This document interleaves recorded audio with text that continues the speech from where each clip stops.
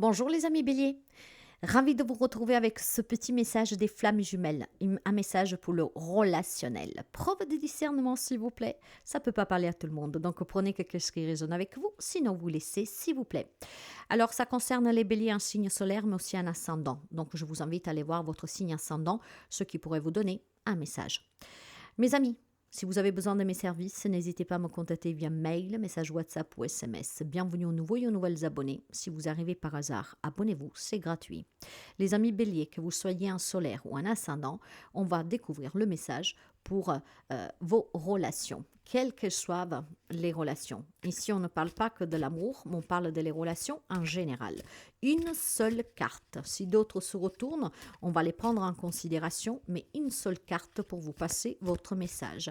Les amis béliers, merci pour les partages, les abonnements et les petits pouces à haut. Et on va découvrir votre message, les amis béliers.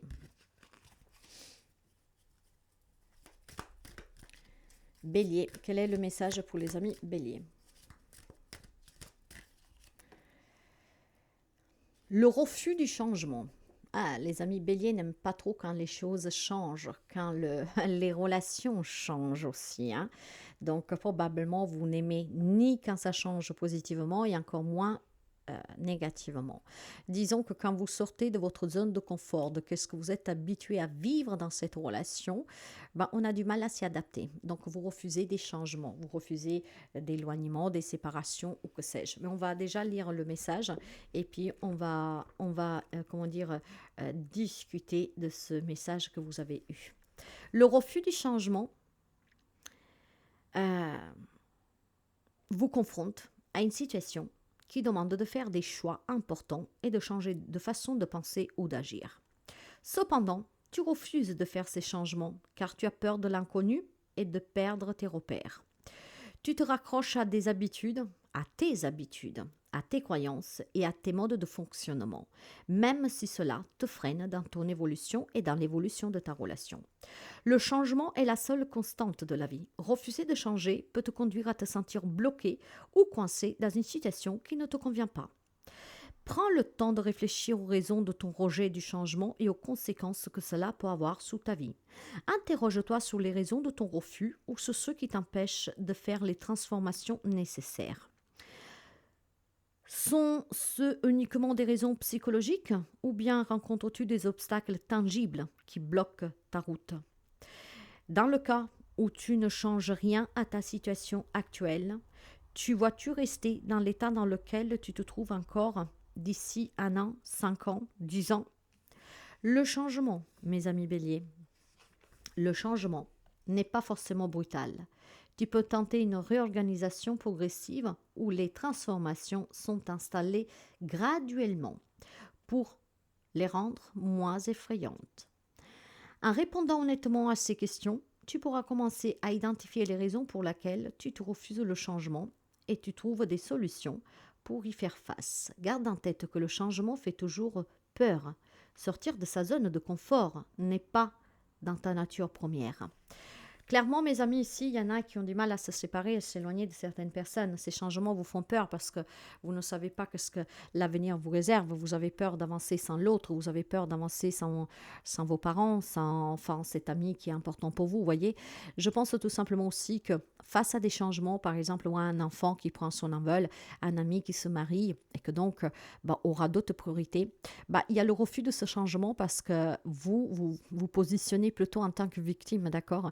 Qu'est-ce que je vais faire sans ces personnes? Cette personne ne pourra plus me donner autant de temps, elle ne sera plus effectivement avec moi autant qu'avant. Il y a ce refus-là. Vous savez que je parle par intuition, d'accord? Mais je pense aussi tout simplement que quand il y a des changements dans votre foyer, dans votre relation, imaginez par exemple, on parle de famille ici, d'accord? Et que votre autre, par exemple, est muté. Vous êtes habitué à votre petite routine, d'accord? C'est pour vous vraiment une sécurité. Votre maison, le voisinage, le quartier. Et le fait qu'il est muté, forcément, c'est un refus pour vous d'accepter ce changement, de devoir déménager. Parce que ça voudrait dire sortir de sa zone de confort.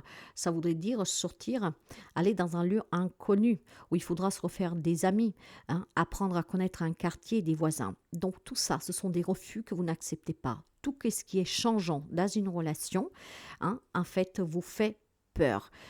Vous fait peur le changement de l'autre, vous fait peur un changement de vie, même avec l'autre. Il y a tout ce qu'en fait... Mais vous savez, ce que je tiens à vous dire, mes chers amis béliers, c'est que le fait de refuser des changements, peut-être que votre autre vous demande à vous marier, à fonder famille, et vous avez peur parce que vous dites non, parce qu'en se mariant, la relation va changer. Ah non, parce qu'en ayant un enfant, ma vie change. Donc en fait, ici, vous priorisez vos envies. D'accord, votre état d'esprit sans prendre en considération l'état de l'autre. Et ça peut mener vraiment à des conflits et surtout à des relations vraiment douloureuses. D'accord. Donc il est temps vraiment de comprendre pourquoi vous refusez ces changements, pourquoi ces changements vous font peur, parce que les changements ne sont pas forcément négatifs. Là, je vous parle même, je dirais, très peu de ce qui est séparation, éloignement, peur de perdre l'autre.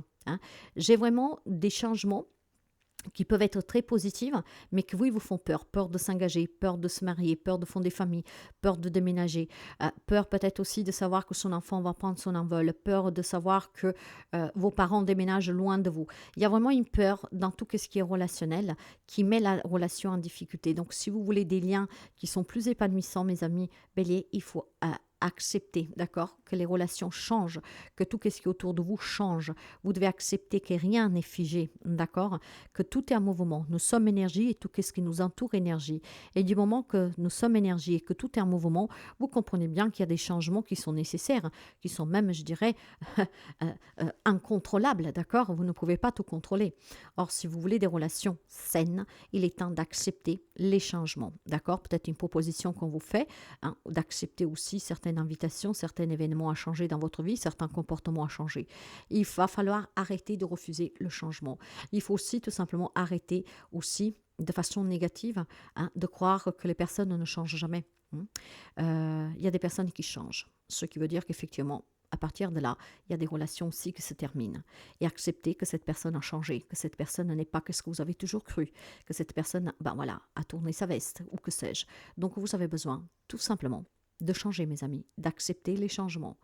Il faut arrêter de refuser les changements. J'espère que le message peut vous aider. En tout cas, il est très clair. Il y a un refus de changement que vous devez travailler pour commencer à accepter